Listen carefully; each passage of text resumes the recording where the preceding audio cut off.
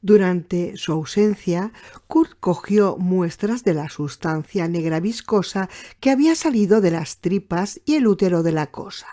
También las recogió del fluido blanco que había salido del órgano del pecho. Envolvió cada muestra con celofán, sarán y las metió en otra bolsa de pruebas. Las dos criaturas nonatas que quedaban, cada una envuelta en sus minúsculas alas y mirando fijamente con el ojo único, desasosegante, acabaron en otra bolsa de pruebas, la tercera. Kurt obró con eficacia, pero sin entusiasmo, como pudiera haber hecho en cualquier escenario del crimen. Los especímenes y el cuerpo deshinchado de la cosa murciélago recalaron en el armario verde y abollado, que empezó a llamar George Morgan la barraca de feria de Drup D. En cuanto el agua hirvió, Tony dio su permiso para que bajaran 2 de los troopers de arriba. Los 5 se pusieron guantes de goma de cocina y fregaron hasta donde alcanzaban. Los desperdicios orgánicos que nadie quería acabaron en una bolsa de plástico, junto con los trapos de fregar, los guantes de cirujano, las mascarillas de dentista y las camisetas. La bolsa fue derecha al incinerador y el humo al cielo, en el nombre del Padre, el Hijo y el Espíritu Santo. Amén. Sandy, Curtis y Tony tomaron sendas duchas, suficiente largas y calientes para gastar no una sino 2 veces el depósito del sótano. A continuación, sonrosados de mejillas, recién peinados y con ropa limpia, acabaron en el banco de fumadores. «Estoy tan limpio que casi rechino», dijo Sandy. Durante un rato se quedaron sentados mirando el cobertizo sin hablar. «Nos ha caído encima mucha mierda de esa», acabó diciendo Tony. «Mucha mierda». Encima, en el cielo, colgaba como piedra pulida una luna de 3/4. Sandy notaba un temblor en el aire. Pensó que debía de ser el cambio inminente de estación. «Si nos ponemos enfermos...»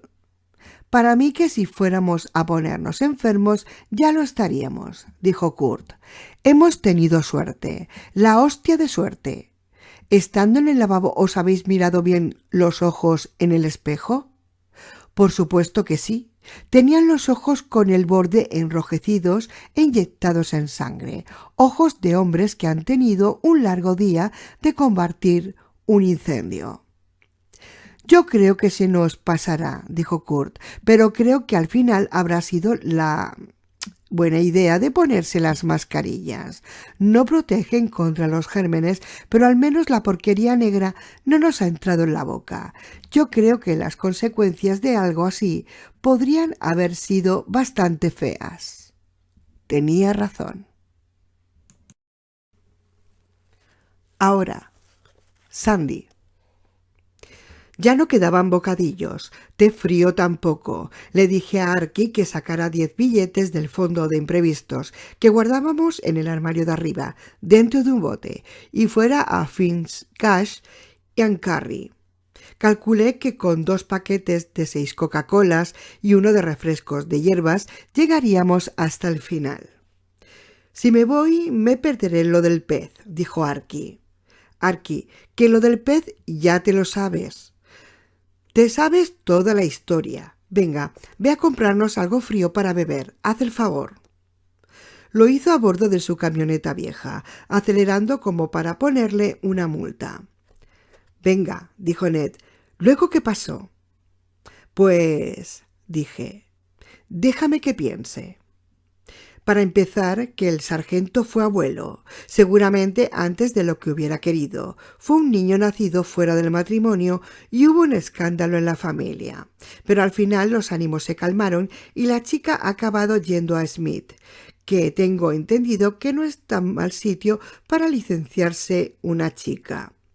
El hijo de George Morgan hizo un home run espectacular y George estaba que se salía de tan orgulloso. Me parece que fue 2 años antes de que matara a aquella mujer en la carretera y se suicidara. A la mujer de Orby Garrett se le infectó la sangre en el pie y tuvieron que amputarle un par de dedos.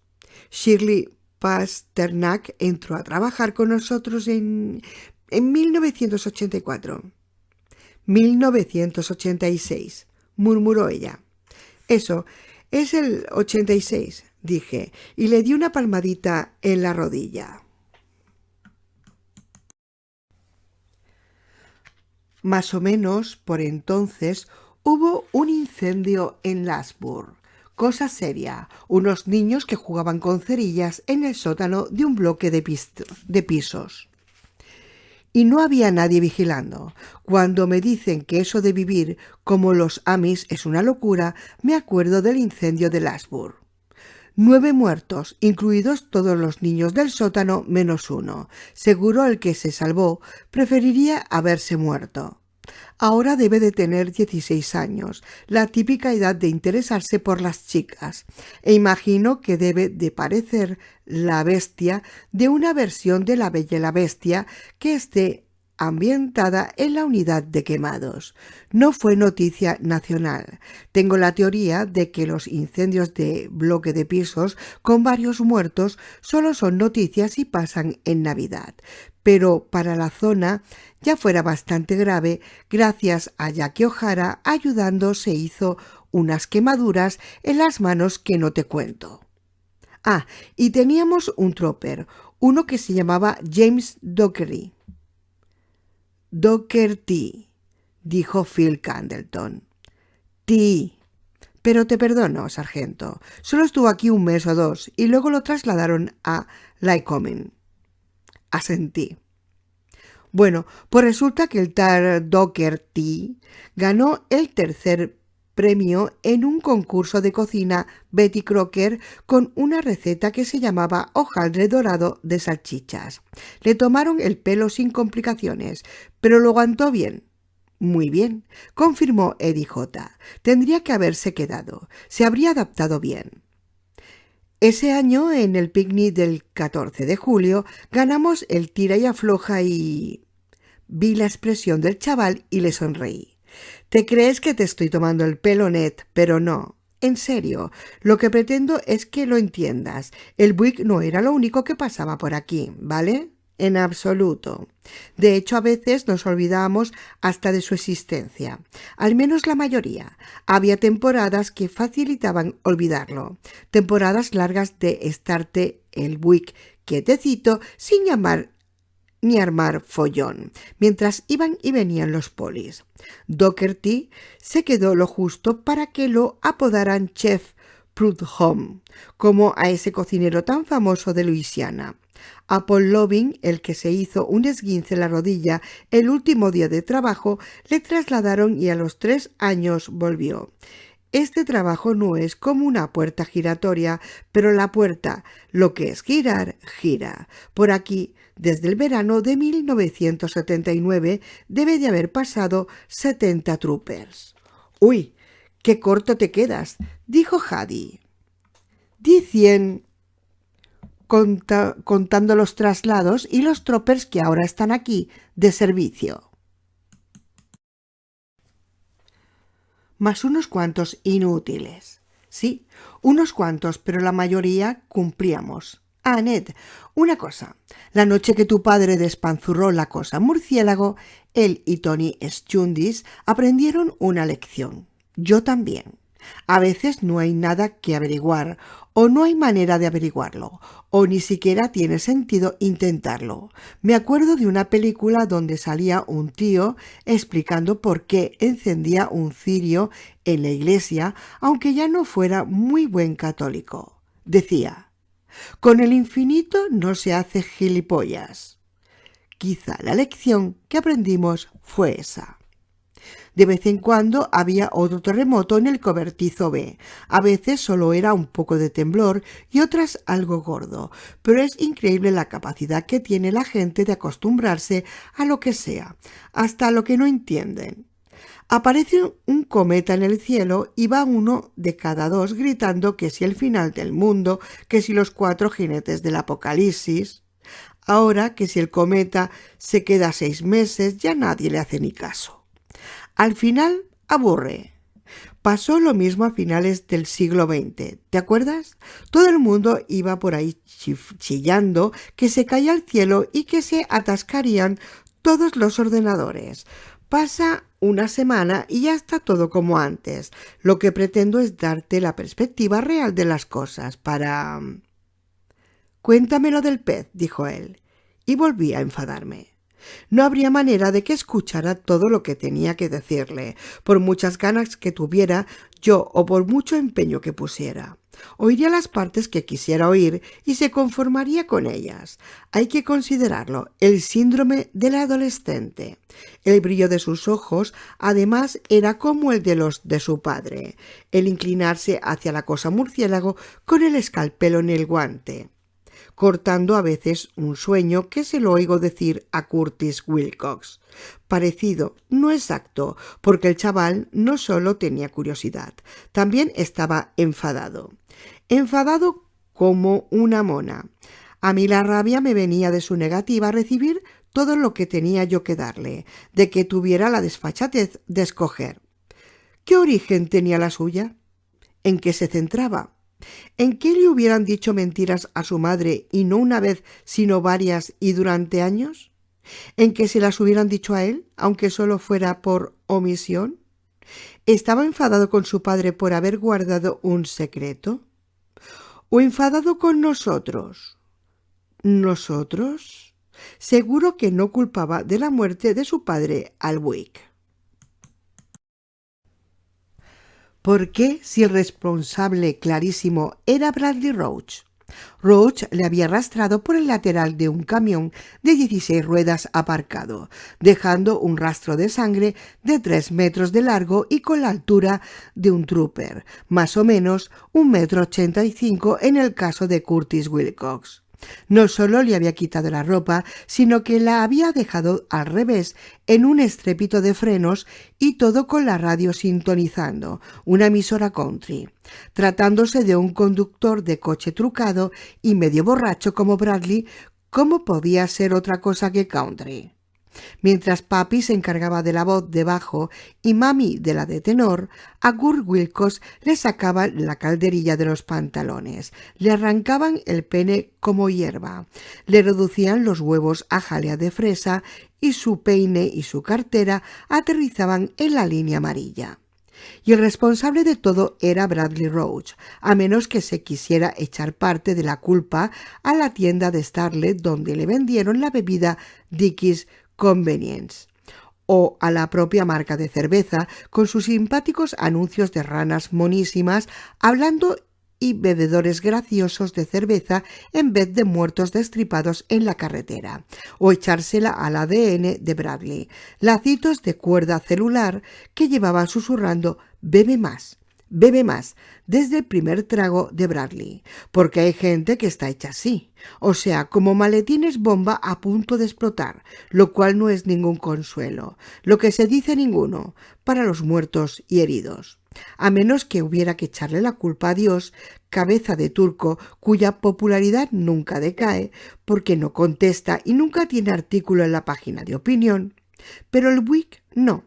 Por mucho que se buscara, en la muerte de Kurt no aparecía el Buick.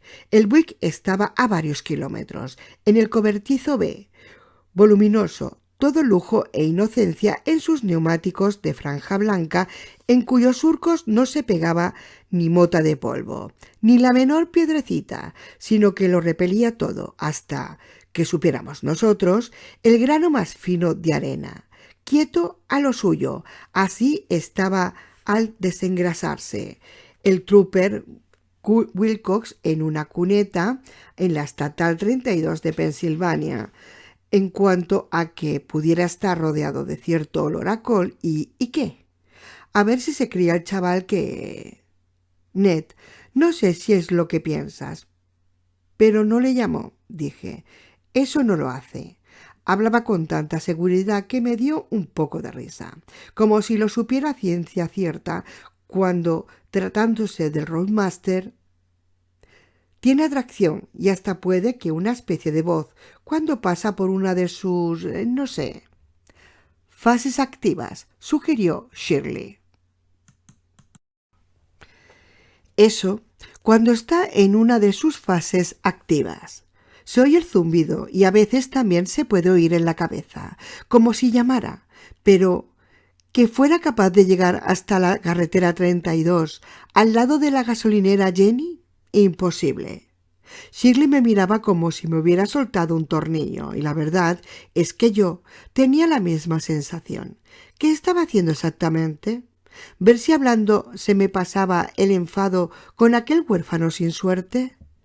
Sandy, quiero que me cuentes lo del pez. Miré a Haddy y luego a Phil y Eddie. Los tres ofrecieron variaciones del mismo encogimiento de hombros apesumbrados. Los críos. ¿Qué se le va a hacer? Acabar. Eso iba a hacer yo. Dejarme de enfados y acabar. Había levantado la liebre. Reconozco que sin saber lo grande que era, y ahora tendría que cazarla. De acuerdo, Ned, voy a contarte lo que quieres. Solo te pido una cosa, que tengas en cuenta que esto ha seguido siendo un cuartel. Intentarás acordarte de que, aunque no te lo creas, aunque no te guste, el Buick acabó convirtiéndose en una parte como cualquiera otra de nuestra jornada, como escribir informes, declarar en el juzgado, limpiar de vómito las alfombrillas de un coche patrulla o los chistes de polacos de Steve Davoy. Pues que porque es importante. Descuida, cuéntame lo del pez. Me apoyé contra la pared y miré la luna. Yo, dentro de mis posibilidades, quería devolverle su vida o darle estrellas en un vaso de papel. Toda esa poesía. Él, lo único que quería oír era lo del puñetero pez. Coño, pues se lo conté. Entonces, ningún rastro de papel. Lo había decretado Tony Schundis y se acató. No por ello dejaba la gente de saber manejar lo relativo al Buick, ni qué canales tocaba usar. No era difícil. Se informaba a Kurt, al sargento o a Sandy Dedmore, que eran los del Buick. Sandy suponía que su ingreso en el triunvirato se debía a algo tan sencillo como haber asistido a la infausta autopsia. No era, evidentemente, por especial curiosidad hacia la cosa. A pesar del edicto antipapel de Tony, Sandy estaba casi seguro de que Kurt llevaba un registro personal, notas y conjeturas sobre el Buick. En tal caso fue discreto. Mientras tanto, parecía que las bajadas de temperatura y las descargas de energía, los espectáculos de luces, fueran a menos. La cosa estaba perdiendo vitalidad. Al menos era la esperanza de todos. Sandy, que no tomaba notas, habría sido incapaz de facilitar una secuencia fiable de acontecimientos. A esto último, en caso de necesidad, quizá hubieran contribuido las cintas de vídeo acumuladas con los años, pero seguiría habiendo lagunas y preguntas. No estaban grabados todos los espectáculos de luces, y que si los tuvieran. En el fondo eran todos iguales. Entre 1979 y 1983 debió de haber una docena. La mayoría eran pequeños. Hubo un par de la misma magnitud que el primero y uno incluso mayor. Este, el grande, el récord absoluto, se produjo en 1983. Sus testigos a veces seguían llamando a 1983 el año del pez, como si fueran chinos.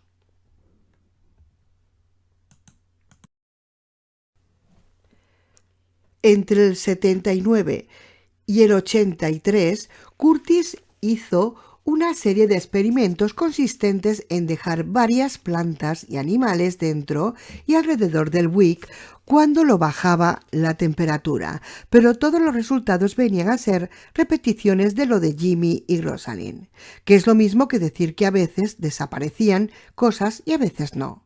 No había ningún medio de pronosticarlo. Parecía todo igual de aleatorio que tirar una moneda al aire. Durante una bajada de temperatura, Kurt dejó una cobaya al lado del neumático delantero izquierdo del Roadmaster. La metió en un cubo de plástico. A las 24 horas de finalizar los fuegos artificiales púrpuras y de que la temperatura del cobertizo volviera a la normalidad, la cobaya seguía en el cubo dando saltos y dentro de lo que cabía contenta. Antes de otro espectáculo de luces, Kurt metió una jaula con 2 ranas debajo del mismo del Buick. Al final del espectáculo seguía habiendo 2 ranas. Sin embargo, un día después en la jaula solo quedaba una rana. Y pasado otro día la jaula estaba vacía. Luego estuvo lo del célebre experimento del maletero del 82. Fue idea de Tony. Él y Kurt metieron 6 cucarachas en una caja de plástico transparente y la caja en el maletero del Buick. Era justo después del final de una de las sesiones de fuegos artificiales y dentro del Buick aún hacía bastante frío para que al agacharse en dirección al maletero le saliese vapor por la boca.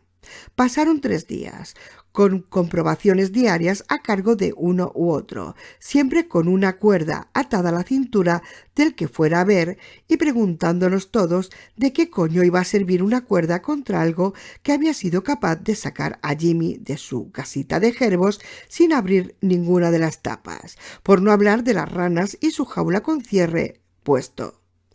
El primer día de las cucarachas estaba bien, así como el segundo y el tercero. El cuarto, Kurt y Tony fueron a buscarlas. Un experimento fallido más. A pensar en otro. Pero las cucarachas habían desaparecido, o lo que pareció al abrir el maletero. «No, espera», exclamó Kurt. «Sí que están. Las he visto, corriendo como locas». «¿Cuántas?», le preguntó Tony. Estaba al otro lado de la puerta lateral del cobertizo, sujetando el extremo de la cuerda. ¿Están todas? Curtis, ¿cómo coño han salido de la caja? Curtis solo contó 4, no 6, pero no quería decir gran cosa. A las cucarachas para desaparecer no les hace falta ningún coche embrujado. Tienen ese don de por sí, como sabe el que haya intentado matarlas con una zapatilla. En cuanto a su manera de salir de la caja de plástico, a la vista estaba. Seguía puesto el cierre, pero ahora la caja tenía un agujerito redondo en un lado, de unos 2 centímetros de diámetro. A Kurt y al sargento les recordó un agujero de bala de gran calibre. No había fisuras en disposición radial, lo cual también podía indicar que había pasado algo a través a una velocidad extremadamente alta, pasado o quemado. Ninguna respuesta, solo espejismos, lo mismo de siempre. Y pasó lo del pez, en junio de 1983. Hacía como mínimo 2 años y medio que no se vigilaba el Buick día y noche, porque a finales de 1979 o a principios de 1980 habían decidido que con las debidas precauciones no había gran cosa que temer. Una pistola cargada es peligrosa, claro, pero no hace falta montar guardia las 24 horas del día para estar seguro de que no se disparará sola. Si la pones en una estantería alta y evitas que se acerquen los críos, suele ser más que suficiente.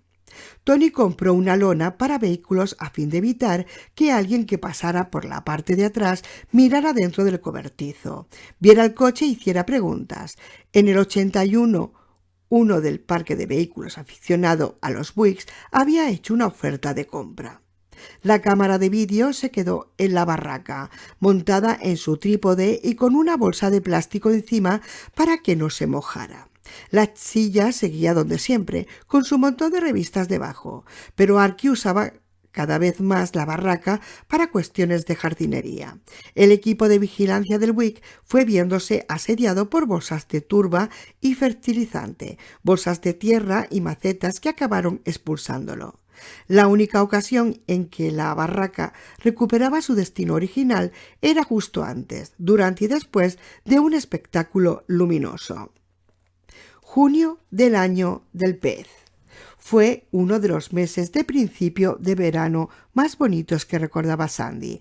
El césped regozagante, el canto afinado de los pájaros y en el aire una especie de calor delicado, como el primer beso de verdad de una pareja adolescente.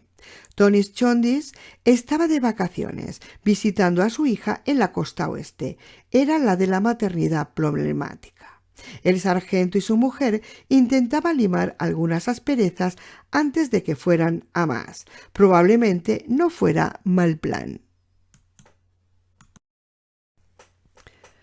En ausencia de Tony, estaba al mando Haddy Roger, pero en el Buick mandaba, sin la menor duda, Curtis Wilcox, que ya no era novato, y un día de ese junio esplendoroso vino Buck Flanders a verle en esa función. «En el cobertizo B ha bajado la temperatura», dijo. Curtis arqueó las cejas. «No es que sea la primera vez». «No», reconoció Buck. «Pero nunca lo había visto bajar tan deprisa. 6 grados desde esta mañana». Al enterarse, Kurt fue corriendo al cobertizo con la típica chispa de entusiasmos en los ojos. Al aplicar la cara a una de las ventanas de la puerta de persiana, lo primero que le llamó la atención fue la lona que había comprado Tony. Estaba tirada en el suelo por el lado del conductor, como una alfombra arrugada. Tampoco era la primera vez. A veces parecía que el Buick temblara o se encogiera de hombros y se quitara de encima la cubierta de nylon como una señora quitándose un chal con un movimiento de hombros. La aguja del termómetro redondo indicaba 16. «Fuera hay 23», dijo Buck. Estaba codo con Kurt. «Antes de entrar a hablar contigo he mirado el termómetro junto al comedero de pájaros. O sea que ha bajado 7 grados, no 6. Es que dentro, al no ir a verte, había 17. Claro, como baja tan deprisa, como si, no sé, como si se acercara un frente frío. ¿Quieres que avise a Haddy? Más vale no molestarle. Organiza un turno de guardia. Que te ayude Matt Babicki. Pon, no sé, limpieza de coches. Durante el resto del día que vigilen 2 el Buick y esta noche lo mismo. Eso si Haddy dice que no, o no vuelve a subir la temperatura». «Vale», dijo Buck. «¿Quieres la primera guardia?» Kurt no solo quería, sino que se moría de ganas. Intuía que iba a pasar algo, pero negó con la cabeza. «No puedo. Tengo un juicio y luego lo de la trampa de camiones en Cambria». Oyendo a Kurt llamar trampa al pesaje de camiones de la carretera 9, Tony habría puesto el grito en el cielo, pero en el fondo era eso, porque había alguien pasando heroína y cocaína desde New Jersey por aquella ruta y se tenía la idea de que viajaba en algunos cargamentos de camioneros independientes. «La verdad es que tengo más trabajo que un cojo en un concurso de patadas en el culo. Mierda». Se dio un puñetazo en el muslo, puso una mano a cada lado de la cadera y volvió a mirar por el cristal. No se veía nada aparte del Roadmaster con 2 franjas de sol cruzando en el largo capó azul oscuro, como 2 focos de teatro. «Llama a Randy Santerre. ¿A qué estaba Chris Soder por aquí ganduleando?» «Sí. Técnicamente no está de servicio, pero aún tiene en casa a las 2 hermanas de su mujer que viven en Ohio y ha venido a ver la tele». Buck bajó la voz. «Oye, Kurt, no es que quiera meterme, pero para mí que son un par de botarates». «Puede ser, pero para eso servirán. ¿Qué remedio? Ah, y diles que quiero informes regulares. Código D, estándar, y antes de salir del juzgado llamaré por línea de tierra». Después de la última mirada al Buick, que casi fue de angustia, Kurt reprendió el camino hacia el cuartel, donde pensaba afeitarse y preparar para declarar. Por la tarde se dedicaría a fisgar partes traseras de camionetas con algunos del Trup G, buscando coca y esperando que a nadie se le ocurriera desenfundar un arma automática. Con tiempo habría encontrado a alguien que le reemplazara, pero no disponía de él. La vigilancia del Buick recayó en Soder y Santerre, que se lo tomaron bien. Los botarates se lo toman todo bien. Estaban fuera de la barraca fumando, de palique, con alguna que otra miradita al Buick. Santerre demasiado joven para saber qué esperar, además de que no duró mucho en el cuerpo, contando chistes y disfrutando el día. Era un junio tan sencillo, tan bonito, que incluso un botarate no tenía más remedio que disfrutarlo. En un momento dado, Buck reveló a Randy Santerre y algo más tarde Orville Garrett a Chris Soder. A las 3, cuando Sandy vino a probarse la silla vacía del sargento jefe en el Pompis, volvió Curtis Wilcox y reveló a Buck junto al cobertizo B. Para entonces la temperatura interior, de lejos de volver a subir, había descendido otros 6 grados y el aparcamiento empezaba a llenarse de coches personales de troopers que no estaban de servicio. Había corrido la voz. Código D. Hacia las 4 de la tarde, Matt Babicki metió la cabeza en el despacho del sargento jefe y le dijo a Sandy que se le estaba estropeando la radio. Mucha estática, jefe, más que nunca. Mierda. Sandy cerró los ojos, se los frotó con los nudillos y deseó que estuviera Tony. Era la primera vez que hacía de sargento jefe, pero aquella pega, a diferencia del abultamiento temporal de su paga de final de mes, no tenía nada de satisfactoria. Follón con el coche de los huevos, justo lo que me hacía falta. No te lo tomes a pecho, dijo Matt. Soltará unos cuantos chispazos y volverá a quedarse todo normal, incluida la radio. Siempre pasa lo mismo, ¿no? Sí, siempre pasaba lo mismo. A decir verdad, Sandy no estaba especialmente preocupado por el Buick, pero ¿y si le surgían problemas a alguien de patrulla estando escacharradas las comunicaciones? Alguien que tuviera que avisar de un 33, ayúdame deprisa, o de un 47, enviad una ambulancia, o lo peor de todo, de un 1099, baja de un agente. Sandy tenía patrullando a bastante más de una docena y en ese momento la sensación era de llevarles a todos a cuestas.